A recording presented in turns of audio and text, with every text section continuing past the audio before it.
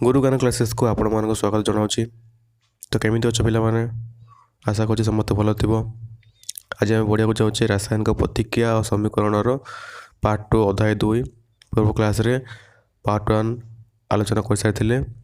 जी देखी ना सी डिस्क्रिप्शन रे लिंक अच्छी जाए देखिपार। तो आज आम देखा पार्ट 2 विषय। पूर्व क्लास रे असमतुल रासायनिक समीकरण को किपर समतुल करवा से विषय कही। बर्तमान से भितर दुईटा डिस्कस करदे जमीक प्रथमटी हूँ BaCl2 + Na2SO4 gives rise to BaSO4 + NaCl।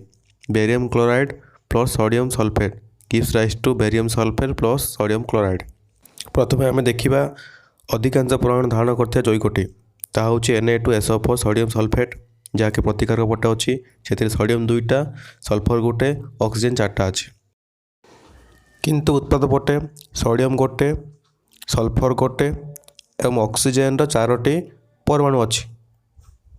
तेणु प्रथम आम सोडियम को उभय पटे सामान करदे से आमको उत्पाद पटे सोडियम 2 गुणिया को पड़ो। तो आम डायरेक्ट बाक्स न करी NaCl पूर्वर 2 गुणा जहाँफल सोडियम 2टी होगला एपटे सोडियम 2टी अच्छी। तो देखीदे सब सामान है ना सोडियम 2टी होगला प्रतिकारक पटे 2टी उत्पाद पटे मत 2टी।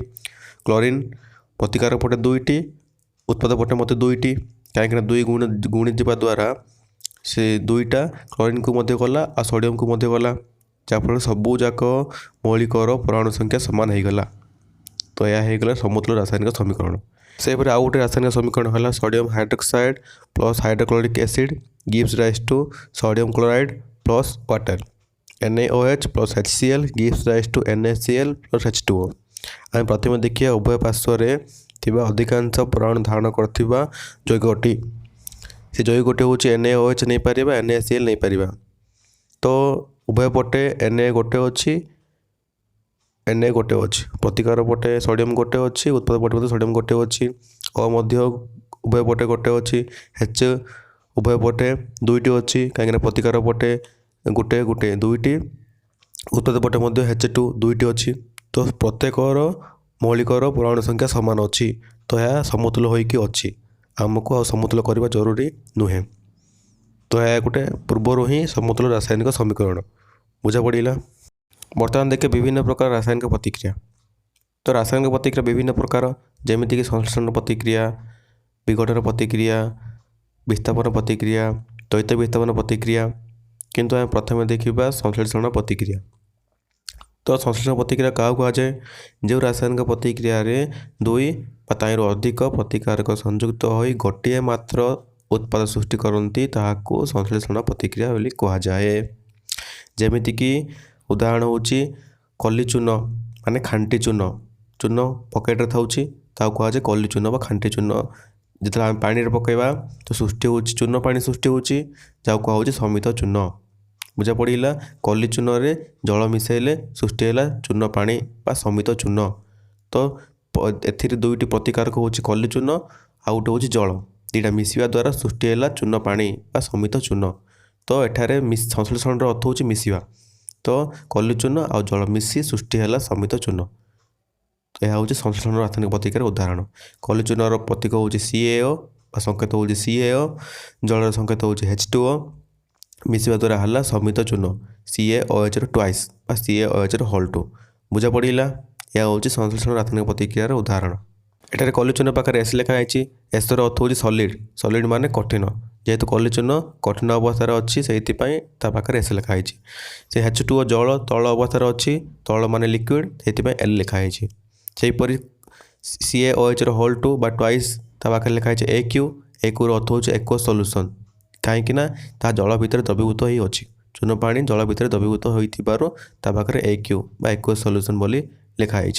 तापर केवल मन रखा कहुई जहाँकि संश्लेषण प्रतिक्रियार उदाहरण नुहे जमीक कैल्शियम हाइड्रोक्साइड बा समित चून जिते मारा हम कांथर मारा हम से समय वायु कार्बन डाइऑक्साइड बा अंगारकाम्ल सहित प्रतिक्रिया करी सृष्टि कर कैल्शियम कार्बोनेट आउ जल किसी समय पर जलटा बाष्प हो चलीज बाकी रहा कैल्शियम कार्बोनेट जहाँफल सी धवल उज्ज्वलता प्रदान कर से किसी समय पर चून मार किसी समय पर आम कांथ पूरापूरी ଧବଳ ରଙ୍ଗର ଉଜ୍ଜଳତା ପ୍ରଦାନ କରୁଛି କାହିଁକିନା ସିଏ ଚୂନ ପାଣିଟା ବାୟୁରେ ଥିବା କାର୍ବନ ଡାଇଅକ୍ସାଇଡ୍ ସହିତ ପ୍ରତିକ୍ରିୟା କରି କାଲସିୟମ କାର୍ବୋନେଟ୍ ସୃଷ୍ଟି କରୁଛି। ବର୍ତ୍ତମାନ ଦେଖିବା ତାପ ଉପାଧି ରାସାୟନିକ ପ୍ରତିକ୍ରିୟା। ଯେଉଁ ପ୍ରତିକ୍ରିୟାରେ ଉତ୍ପାଦ ଉତ୍ପନ୍ନ ହେବା ସଙ୍ଗେ ସଙ୍ଗେ ତାପ ନିର୍ଗତ ହୋଇଥାଏ ବା ତାପ ବାହାରିଥାଏ ତାହାକୁ ତାପ ଉପାଧି ରାସାୟନିକ ପ୍ରତିକ୍ରିୟା କୁହାଯାଏ। ଯେମିତିକି ଉଦାହରଣ ହେଉଛି ମିଥେନ୍ CH4 ସହିତ ଅକ୍ସିଜେନ୍ ମିଶିଲେ ବା CH4 ଜଳିଲେ ସୃଷ୍ଟି ହେଉଛି କାର୍ବନ ଡାଇଅକ୍ସାଇଡ୍ ପ୍ଲସ୍ ଜଳ, ତା ସହିତ ବାହାରିଛି ତାପ। ତ ଯାହା ହେଉ ନା କାହିଁକି ଯଦି ତାପ ବାହାରିଲା ଯେକୌଣସି ରାସାୟନିକ ପ୍ରତିକ୍ରିୟାରେ ତାହାକୁ ଆମେ ତାପ ଉପାଧି ରାସାୟନିକ ପ୍ରତିକ୍ରିୟା କହିବା। ବୁଝା ପଡ଼ିଲା। ଶ୍ୱସନ ମଧ୍ୟ ଏକ ତାପ ଉପାଧି ରାସାୟନିକ ପ୍ରତିକ୍ରିୟାର ଉଦାହରଣ। ଆମେ ଖାଉଥିବା ଆଳୁ ଭାତ ରୁଟିରେ ଶ୍ଵେତସାର ଥାଏ। ପରିପାକ ବା ଜୀର୍ଣ୍ଣ ପ୍ରକ୍ରିୟା ହେତୁ ଏହି ଶ୍ଵେତସାରରୁ ଗ୍ଲୁକୋଜ୍ ସୃଷ୍ଟି ହୁଏ। ଗ୍ଲୁକୋଜର ସଂକେତ ହେଉଛି C6H12O6। ଆମ ଶରୀରର କୋଷ ମଧ୍ୟରେ ଥିବା ଅକ୍ସିଜେନ୍ ସହିତ ଏହି ଗ୍ଲୁକୋଜ୍ ରାସାୟନିକ ପ୍ରତିକ୍ରିୟା କରି କାର୍ବନ ଡାଇଅକ୍ସାଇଡ୍ ଜଳ ଆଉ ତା ସହିତ ଶକ୍ତି ସୃଷ୍ଟି କରିଥାଏ। ଆଉ ଯେଉଁ ଶକ୍ତି କି ଆମ ଶରୀରର ପ୍ରତ୍ୟେକ ଅଙ୍ଗକୁ ଯାଇଥାଏ। ଯେହେତୁ ଏଠାରେ ଶକ୍ତି ସୃଷ୍ଟି ହେଲା ତେଣୁ ଏହା ଏକ ତାପ ଉପାଧି ରାସାୟନିକ ପ୍ରତିକ୍ରିୟା।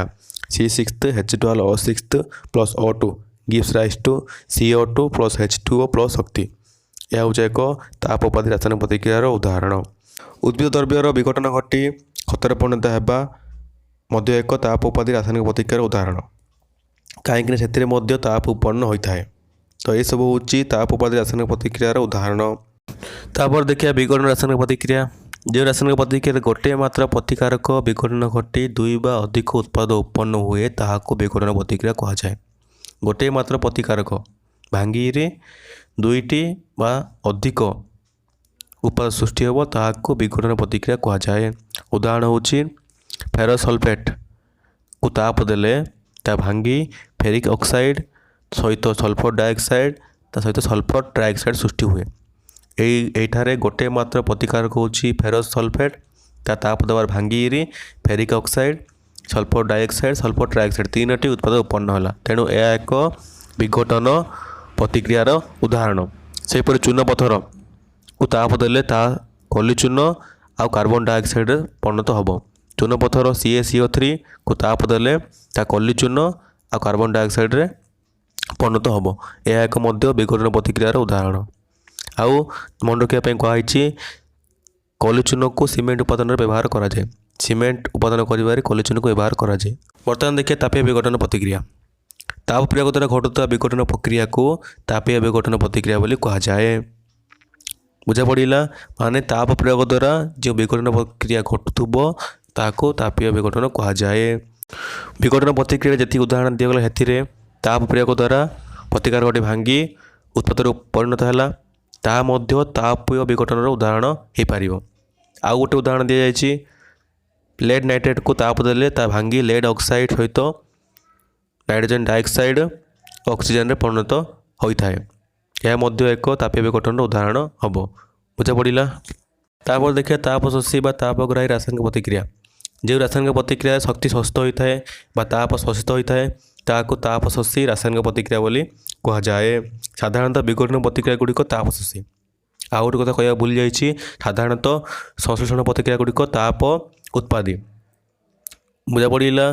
ଉଦାହରଣ ହେଉଛି ଏହାର ତାପ ଶୋଷୀର ରାସାୟନିକ ପ୍ରତିକ୍ରିୟାର ଉଦାହରଣ ହେଉଛି ସିଲଭର କ୍ଲୋରାଇଡ଼୍କୁ ସୂର୍ଯ୍ୟାଲୋକ ପଡ଼ିଲେ ତା ସିଲଭର ଆଉ କ୍ଲୋରିନ୍ରେ ପରିଣତ ହେବ। ପ୍ରଥମେ ସିଲଭର କ୍ଲୋରାଇଡ଼୍ ଧଳା ରଙ୍ଗ ଥିବ ତା ସୂର୍ଯ୍ୟକିରଣ ପଡ଼ିବା ଦ୍ୱାରା ତା ସିଲଭର ଆଉ କ୍ଲୋରିନ୍ରେ ପରିଣତ ହୋଇଯିବ ଯାହାଫଳରେ ତାର ରଙ୍ଗ ବଦଳି ଧୂସର ରଙ୍ଗ ହୋଇଯିବ। ସେହିପରି ସିଲଭର ବ୍ରୋମାଇଡ଼୍ ପ୍ରଥମେ ଧଳା ରଙ୍ଗ ଥିବ ସେଥିରେ ସୂର୍ଯ୍ୟକିରଣ ପକାଇବା ଦ୍ୱାରା ତାହା ପରିବର୍ତ୍ତନ ହୋଇ ସିଲଭର ଆଉ ବ୍ରୋମାଇଡ଼୍ରେ ପରିବର୍ତ୍ତନ ହେବ ଯାହାକି ଧୂସର ରଙ୍ଗର ହୋଇଯିବ। ଏହା ହେଉଛି ସବୁ ତାପ ଶୋଷୀର ରାସାୟନିକ ପ୍ରତିକ୍ରିୟାର ଉଦାହରଣ କାହିଁକିନା ଏଠାରେ ସିଲଭର କ୍ଲୋରାଇଡ଼୍ ହେଉ ବା ସିଲଭର ବ୍ରୋମାଇଡ଼୍ ହେଉ ତାପ ଶୋଷି ନେଲା ସୂର୍ଯ୍ୟଲୋକକୁ ଶୋଷି ନେଲା ଯାହାଫଳରେ ସେମାନେ ସିଲଭର ଆଉ କ୍ଲୋରିନ୍ ବା ବ୍ରୋମାଇଡ଼୍ରେ ପରିଣତ ହୋଇଗଲେ। ବୁଝା ପଡ଼ିଲା। ଆଜି ପାଇଁ ଏତିକି ଥାଉ। ଆଜି ଯାହା ବି ପଢ଼ିଲେ ସେଥିରେ ଗୋଟେ କୋଶ୍ଚିନ୍ ଗୋଟେ ଦେଇଛି ସେ କୋଶ୍ଚିନ୍ର ଆନ୍ସର୍ ମୋତେ କମେଣ୍ଟ ମାଧ୍ୟମରେ ନିଶ୍ଚୟ ଜଣାଇବ। ରହିଲି।